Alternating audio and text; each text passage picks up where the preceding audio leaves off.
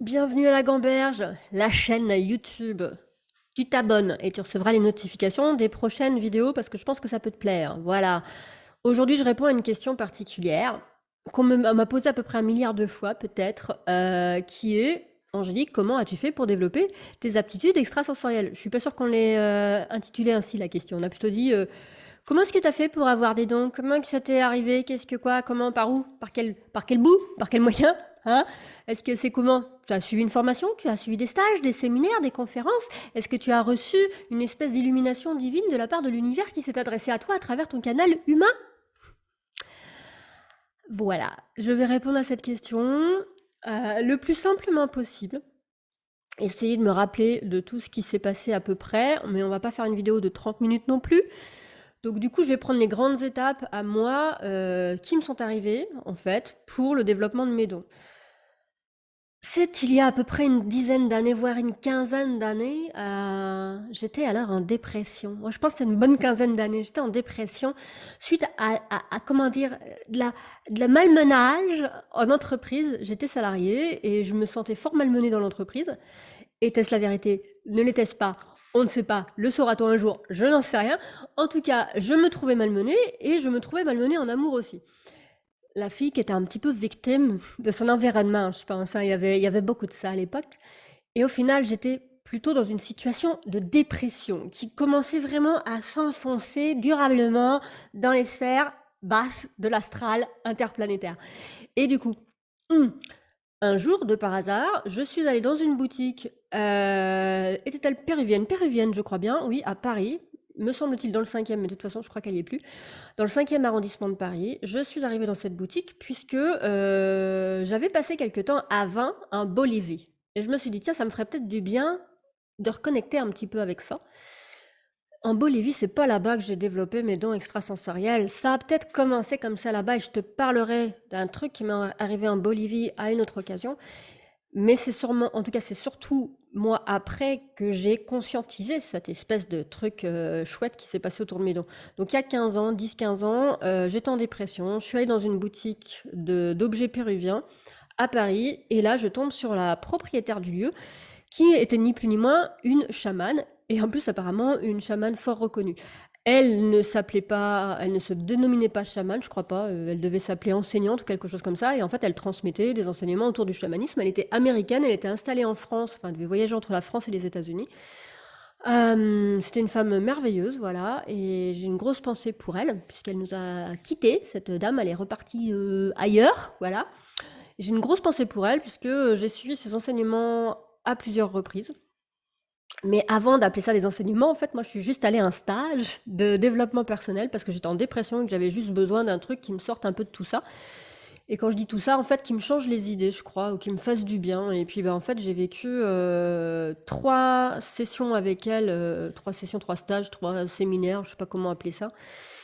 En tout cas, 3 moments intenses avec elle, où là, j'ai vécu des choses qui m'ont sorti de mon ordinaire, voilà, et vraiment avec des perceptions de type donc qu'on appelle chamanique. Alors après, on met les mots qu'on veut sur tous ces trucs-là, mais en tout cas avec des perceptions.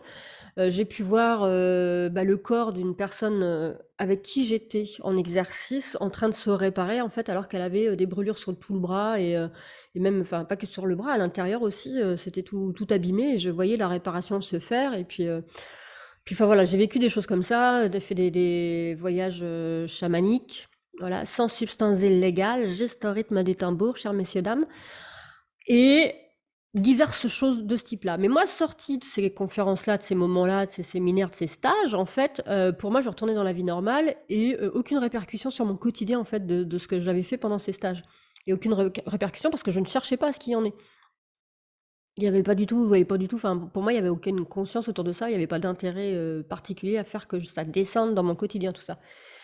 Et puis ensuite, voilà, c'est enchaîné quand même pas mal de stages autour du chamanisme, autour des enseignements, autour du reiki aussi. J'ai passé différents degrés de reiki et j'y allais pas pour passer des degrés de reiki, j'y allais aussi pour me faire du bien, voilà, et j'ai été enseignée par une dame dans le sud de la France et voilà, pendant plusieurs mois, je crois, enfin pas mois d'affilée, hein, mais sur un laps de temps de plusieurs mois, voire peut-être plusieurs années. J'ai un rapport avec le temps qui est assez particulier. Et puis ensuite, qu'est-ce qu'il y a quoi donc? Et ben ensuite, j'ai eu plusieurs ouvertures du cœur. Donc ce qu'on appelle une ouverture du cœur, je sais pas si vous avez déjà ressenti ça, c'est quand le cœur, c'est comme s'il s'agrandissait comme ça. Voilà, ça m'est arrivé à plusieurs reprises. Comme ça, hein, de façon impromptue. Alors j'étais déjà dans une démarche, vous l'avez bien compris, de développement spirituel, de développement personnel, mais c'était pas hyper conscient tout le temps quand même, hein. C'était pas au niveau où là, où je réside actuellement, au niveau de mon état d'esprit. À l'époque, bah, voilà, j'étais plutôt en test et essai, test et erreur, et tous ces trucs-là, voilà, un processus d'innovation de moi-même. Et du coup, bah, voilà, j'avais ce qu'on appelle une ouverture du cœur. Je m'en rappelle une notamment, donc j'habitais à Paris, vous l'aurez compris, à une époque. Et c'est pareil, je me réveille un matin, comme tous les matins, je vais au café. Parce que moi, ma démarche quand même principale de la journée, c'était d'aller au café le matin pour boire du café et pour écrire sur mon carnet de bord avec mes bouquins et faire de la démarche de développement personnel avec moi-même. J'étais pas là-bas pour boire particulièrement de l'alcool, pas du tout. Et j'étais pas là-bas non plus pour parler avec les gens, mais les gens apparemment étaient là-bas pour parler avec moi, ça c'est une autre démarche. Mais en tout cas, j'allais au café tous les matins et voir peut-être j'y passais une grande partie de la journée. Et je me rappelle un matin en allant au café, pouah, je sens mon cœur qui souffle comme ça, bon Dieu, puis me voilà à regarder les gens, mais avec une intensité très très forte, et puis à sentir vraiment bah, les arbres, les feuilles, je sais pas, tout ce qui m'entourait de façon très intense, et j'avais mais un sentiment d'amour très très très puissant, voilà.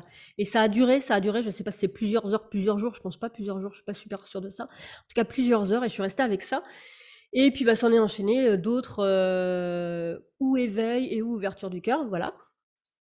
Jusqu'à avril 2016, ça va, vous endormez pas, vous êtes encore là, vous écoutez encore. Vous pouvez écouter la vidéo en accéléré, hein. Moi, c'est juste un partage d'expérience pour vous dire mon expérience, parce qu'on me pose tout le temps la question. Si ça vous intéresse pas, vous mettez sur play, mais vous remettez sur stop, mais vous revenez une prochaine fois pour une vidéo qui vous intéressera peut-être plus. Mais j'essaie d'aller à l'essentiel. Avril 2016, j'entends des voix, on va dire ça comme ça, qui me disent que je vais bientôt être initiée au rayon sacré. Et c'est quoi ce truc, rayon sacré, tout ça, rayon quoi, de vélo, enfin super. Et je savais pas du tout ce que c'était. Je me suis un peu renseignée sur la question, j'ai regardé un peu ce que c'était, et puis en fait, bon bah j'ai commencé à ressentir des choses à l'intérieur de mon corps. Rien qu'en lisant les choses, je me suis dit ah oui, en effet, je sens que ça est en train de corroborer avec ce que j'entends en fait. Enfin voilà.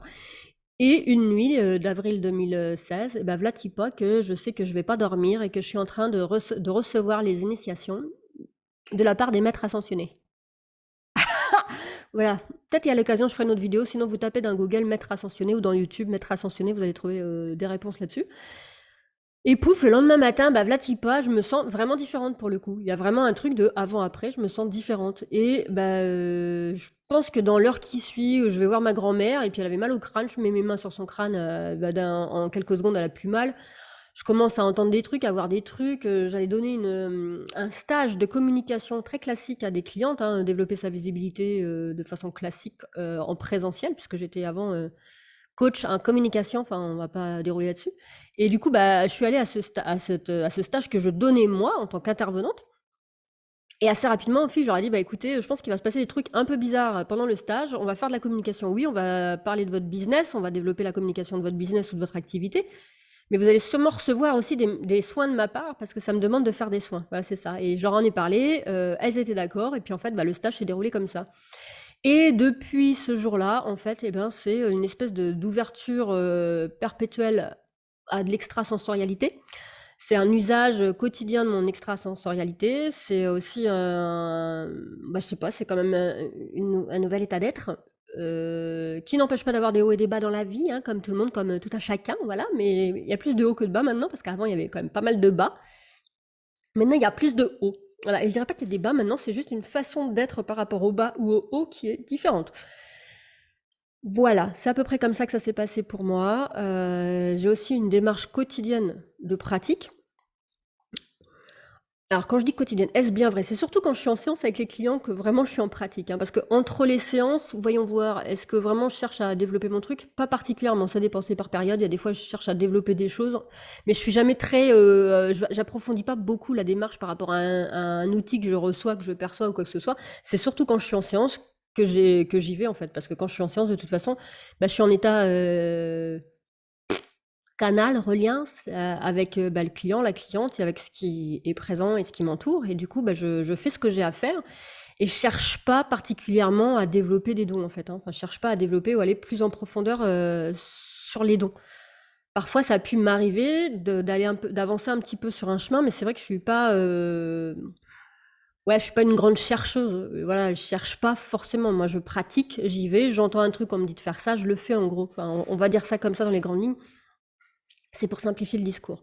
Donc voilà comment ça s'est passé pour moi. Si tu as d'autres questions sur le sujet, voilà, je ferai des vidéos.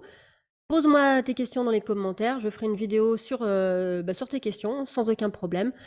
Je te dis see you soon, à très bientôt. J'espère que tu vas bien, que tu as passé un bon moment. On se recapte ultérieurement, postérieurement. See you soon.